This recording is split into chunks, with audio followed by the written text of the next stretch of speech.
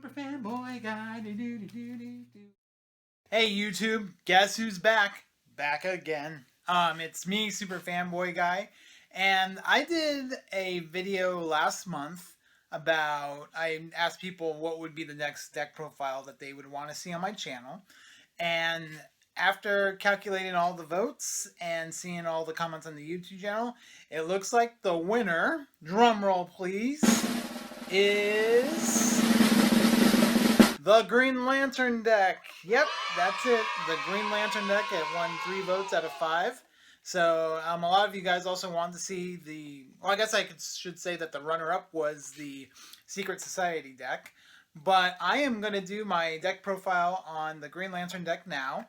And so to tell you a little bit about this deck, I originally bought this deck from a friend because he had a foil version of the deck.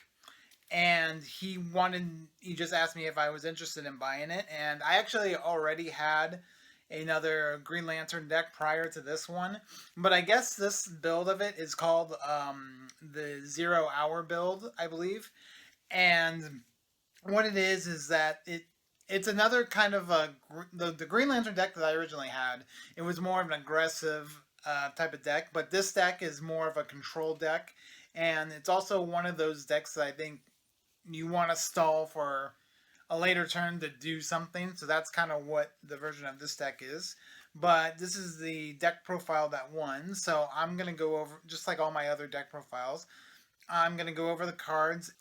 One of the mechanics that Green Lantern uses, they use a mechanic called willpower. And what willpower is the character cards will have it printed on the card. And for an example, let's say, I don't know, like you can see that this Green Lantern, this 4-drop, has willpower right here, which is willpower 1. And what that does is willpower is you have other cards that say, oh, you do this equal to the number of characters you have with willpower. And as we go through the deck, you'll see some of those cards that say, search your deck for a character with cost equal to or greater than the number of characters with willpower that you have on the field. We'll just go over the deck really quick. We'll talk about the characters and the other types of cards, and then we'll kind of go over some of the strategies of the deck. But yeah, let's just go ahead and jump right into it. Also, I want to mention that in the deck profile video, if I butcher some of the names of the cards a little bit, I do apologize in advance because, there's some character cards that maybe have some hard pronounced names. So if I get the name wrong, I'm sorry. If you're a hardcore Green Lantern DC fan and I said it wrong, I just wanted to throw that out now and apologize. So just, so let's get into the deck. For our 1-cost characters, we play 1 copy of Arisha, Green Lantern of Graxis 4, and 4 copies of Gnort, Green Lantern of Gnut, whatever you call that. And then we also run 4 copies of Selak, Green Lantern of Silgia. Arisha has each Green Lantern character you control gets plus X attack while attacking a character with greater cost, where X is the willpower of that Green Lantern character. Gnort has other characters you control with willpower 1 or greater get plus 1 attack and plus 1 defense. Selak is just a 1/2 with willpower 2. For our 2-cost characters, we run 4 copies of Kyle Rayner, Last Green Lantern, and 4 copies of Olapat, Green Lantern of Southern Gold Star. Kyle Rayner, when Kyle Rayner comes into play, you may search your deck for a construct card, reveal it, and put it into your hand. Shuffle your deck. Olapet's effect is he gets plus 5 willpower while you control 5 or more resources. And he has a boost 1 ability. While Olapet comes into play, search your deck for a Green Lantern character card will cost 1 or less, reveal it, and put it into your hand, and shustle your deck and gain 1 resource point.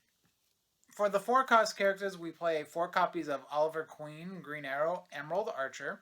Pay 2 endurance. KO target character will cost 1 or less. Use this power only once per turn. For the 5-cost characters, we play 4 copies of Katmat Tui, Green Lantern of Korugar. Exhaust any number of characters you control with total willpower 5 or greater, gain 5 endurance. For the 6-cost characters, we play 4 copies of Sinestro, Green Lantern of Korugar, however you pronounce that. Whenever an attacker stuns a defender you control other than Sinestro, stun that attacker. For the 7-cost characters, we play one copy of Guy Gardner, Egomaniac. Other characters you control get +1 willpower. Each JLI defender and Green Lantern defender you control gets +X defense, where X is that character's willpower. For 8 cost characters, we run one copy of Mogo, the Living Planet. While Mogo is visible and in your front row, support row characters you control cannot be attacked. For the 9 cost characters, we run one copy of Kyle Rayner Ion, Torchbearer. When Kyle Rayner comes into play, put your deck into your hand if the total willpower of characters you control is 25 or greater. We play one copy of one equipment in the deck, and that is Chopping Block. It's a construct card. Chopping Block costs 1 less to recruit onto a character with willpower 1 or greater. Equipped character has activate, remove target stun character from the game. Discard Chopping Block and 2 other cards. Remove target stun character from the game. Uses power only if Chopping Block is in your hands. For location cards, we run 3 copies of Will World and 2 copies of Birthing Chamber. Will World is activate, reveal the top 2 cards of your deck. Put all revealed character cards with willpower 1 or greater into your hand. Put all other revealed cards on the bottom of your deck in any order. For each card you put into your hand this way, discard a card. Birthing Chamber, activate. If you control 4 or more characters, draw a card. If you control 6 or more characters, draw 2 cards, then discard a card. Moving on to the plot twist cards, we play 1 copy of Reign of Acorns and then 4 copies of Helping Hand. Reign of Acorns is an ongoing plot twist that exhausts a character with willpower 1 or greater you control. Exhaust target unprotected character. Use this power only during your attack step. Helping Hand. Target defender you control gets +1 defense this attack for each character with willpower 1 or greater you control. For the 2 cost plot twist cards, we play 4 copies of Cover Fire and 4 copies of The Ring Has Chosen. Cover Fire. Target defender gets +2 defense for this attack for each other non-stun character with range you control. The Ring Has Chosen. Search your deck for an affiliated character card with cost less than or equal to the total willpower of characters you control. As you played The Ring Has Chosen, reveal that card, put it into your hand, and shuffle your deck. Discard a card. For 3 cost plot twist cards, we run 4 copies of I'm Back Poozers. Recover target stun Green Lantern character you control with cost less than the total willpower of characters you control. For 9 cost plot twist cards, we play 1 copy of Gamma Bomb and 4 copies of 0 Hour. Gamma Bomb, play only during the combat phase, KO all characters you control. 0 Hour, play 0 Hour only during the combat phase. Each of your opponent loses X endurance, where X is the total willpower of characters you control. So what this Green Lantern deck actually does is, as you can see, this is probably one of the very few decks that I have that plays 5 copies of 9 cost plot twist cards. So the idea of this deck now is to get to a later turn where you're able to play 0 Hour or maybe even Gamma Bomb too. And you can see that the Green Lantern, they have a lot of stuff that kind of, helps you try to stall for those later turns. Like, for example, as I mentioned earlier, every character has range, so that's where Cover Fire becomes really good, is because Cover Fire will give you +2 defense. So if you have, like, let's say 5 characters out on the field, and you play Cover Fire on a character, well, that character will get +8 defense for that attack, and it'll help kind of what's the word that I'm going to say? It'll help keep your characters on the board so your opponent won't stun them at all, and kind of help you. It's really good in helping you get to that later turn. And also, I just want to mention that I'm not really like a Green Lantern aficionado, to sort of speak. So I know a couple of the cool stuff you can do with the deck, but there's probably a bunch of other people that are better at playing this deck than I am. But I'll talk about some of the favorite cards that I like. And one thing I want to mention is I want to talk about this 6-drop Sinestro for a second, because I think he's a really important card in the Green Lantern deck. And so the fact that if you protect him, and let's say your opponent tries to attack him while you have a bunch of other characters, and then you play, for an example, Cover Fire on Sinestro, well, it makes it harder for them to stun him. So if they try to attack and they don't stun him and you're able to stun him back, well, your Cover Fire just been really good, and it makes things a little difficult for your opponent, because if you have Sinestro out on the field and he's still visible. They have to attack him first before they before they attack any other characters. So he's kind of like a big body to try to get around, and he's just kind of a pain in the butt to deal with on the field.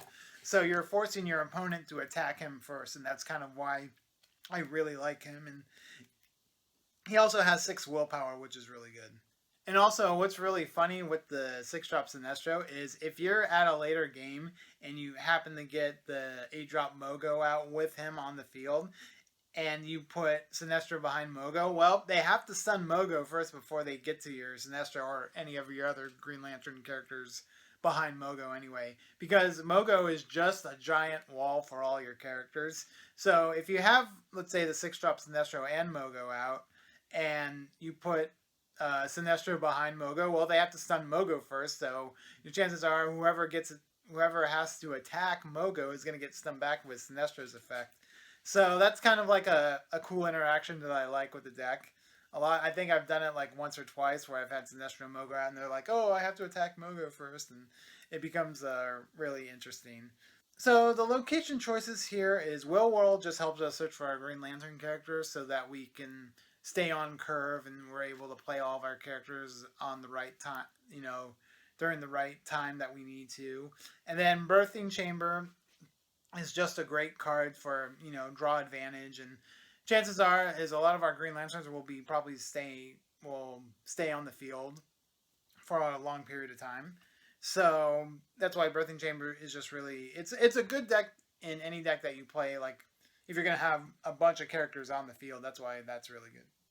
So I want to talk about the reason why we don't have any 3-cost characters in the deck, and the reason why is because what we play on turn 3 is we pretty much want to play Olapet with the boost effect, because with the boost effect, what we get, the number one target that I usually go for is the 1-drop Gnort, and Gnort's ability to give all other Green Lantern characters +1 attack and +1 defense is really good, and helps push for bigger damage with certain characters. And, the other choices I get, if, let's say, I have a Gnort on the field and I want to boost the Olapet, I get the Arisha. I'm sorry if I'm pronouncing her name wrong, but yeah, I usually get her if Gnort's already out on the field. But that Olapet is really good. Also, he will become 6 willpower by turn 5, which goes really good with the 5-drop Katmet Tui. So since she has the ability that we can gain endurance by exhausting a Green Lantern willpower character, that's really good for the deck. And yeah, so like that's just kind of like the general idea of the deck. You have cards that gain you endurance, and you have also the other thing is you have Reign of Acorn that you can use during your attack step to exhaust your opponent's characters so they can't attack you during their attack step. It's kind of like just stuff like that, but that is pretty much the Green Lantern deck. So if you guys, want to make any comments on the deck, leave them in the comment section of this video and tell me what would you do differently for your Green Lantern deck. And I know like I mentioned earlier, there's like an aggressive version of the deck that you can build. There's all sorts of stuff you can tweak. And I just want to say thanks again for everybody who voted on the Green Lantern deck to be featured in this deck profile video. And yeah, let me know what you guys think about the deck also. Is this a deck that you would play, or would you just kind of, not really do anything with it? Or, and if you guys want to see the Secret Society for the next deck profile, let me know too. But I think that'll do it for this video. So make sure to like, comment, subscribe, and yeah, that's about it. Hope you enjoyed this video, and we'll see you next time.